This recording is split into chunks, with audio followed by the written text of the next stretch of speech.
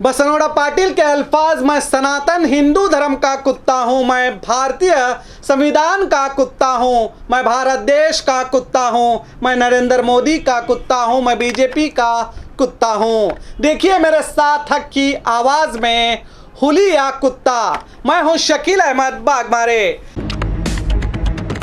बागलकोट के मुदोड़ में गणेश विसर्जन के रैली में बसनगौड़ा पाटिल बात करते हुए भावनाओं में खोते हुए हिंदू हुली से अपने आप को कुत्ता कहने लगे। वो भूल गए कि कभी वो अपने आप को हिंदू हुली कहते थे और आज वो खुद मान रहे हैं कि वो एक नीयत वाले कुत्ते हैं और कुत्ता नीयत का होता है, यानी वफादार।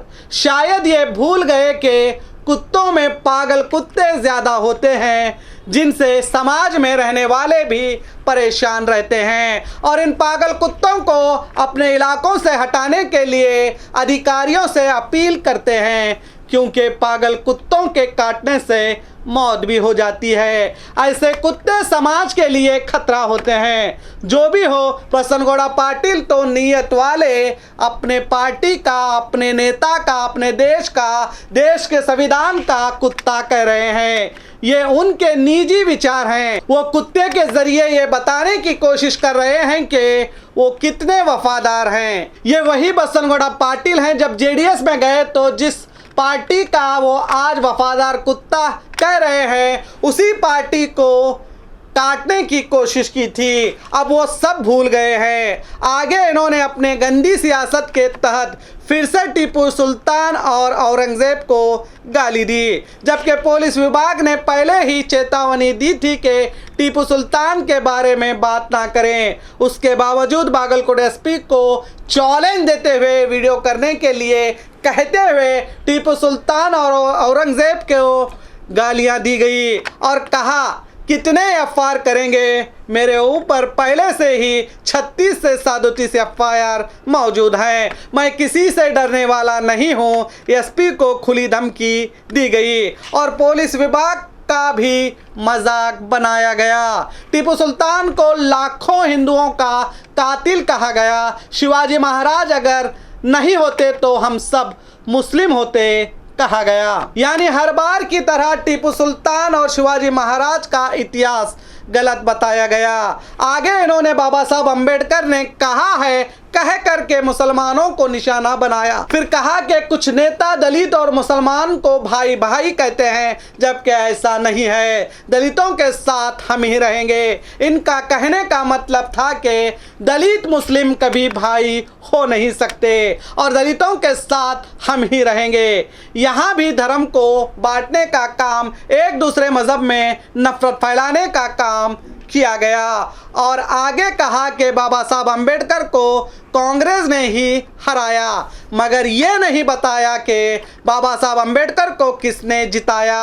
बाबा साहब के नाम लेकर दलितों और मुसलमानों को बांटने का काम तो किया गया, मगर उन्हीं मुसलमानों ने बाबा साहब को जीतकर संसद भेजा, ये नहीं बताया गया।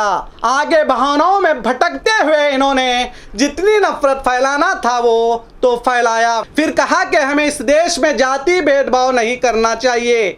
वाह, कितने अच्छे इनके विचार हैं। एक ऐसा सियासतदान जो पहले नफरत की आग लगाता है, एक भाई को दूसरे भाई के खिलाफ करता है और वही कहता है हमें इस देश में जाति भेदभाव नहीं करना चाहिए। अब आप ही सोचिए, समझ में ये नहीं आता ये नेता जनता को इतना बेवकूफ़ क्यों समझ लेते हैं। जब तक चाहे वो बसनगौड़ा पाटिल यत्नाड़ हो या कोई और नेता जो बार बार नफरत की आग फैलाते हैं, इन सभियों के लिए सख्त से सख्त कानून बनाना चाहिए ताकि देश का माहौल ख़राब ना हो और देश में अमन भाईचारा बना रहे।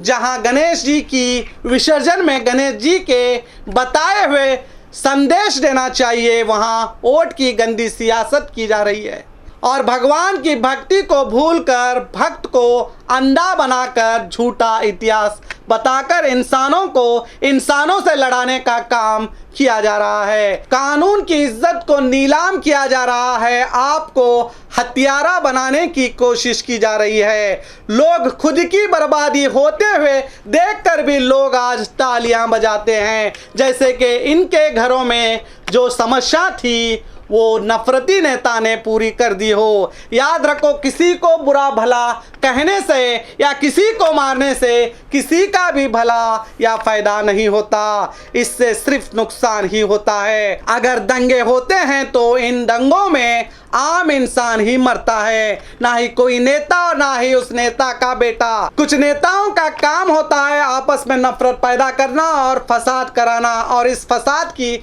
आग का फायदा खुद उठाना, और इनके जाल में फंसकर अपने हाथों में पत्थर हथियार उठाकर आरोपी बनकर जेल जाने से क्या आपका या आपके परिवार का फायदा होता है? सोचिएगा जरूर कि असल फायदा किसका होता है। तो देखते रहिए आपका अपना बी न्यूज़ नेशन, हक की आवाज़।